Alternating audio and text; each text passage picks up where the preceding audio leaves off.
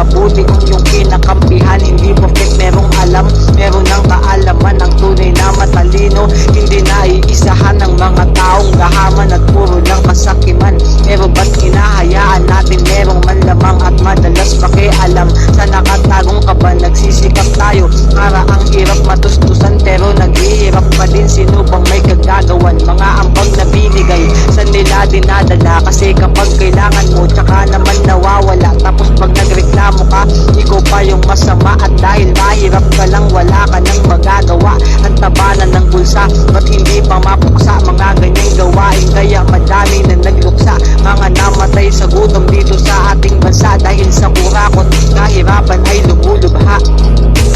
Sige lang, dapat kasi ganito tayo.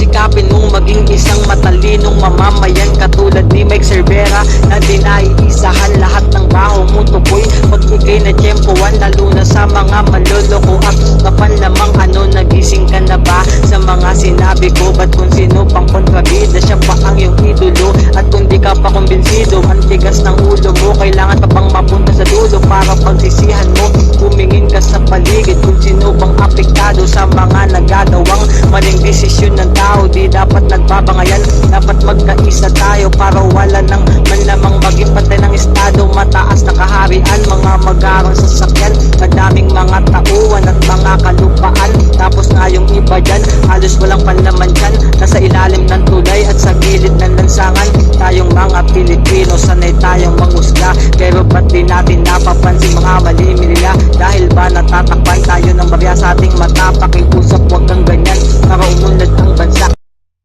Shit, namatay yung beat. Tapusin na nga lang natin. Sa mga kapanlamang, tistigilan nyo na yan. Pakiusap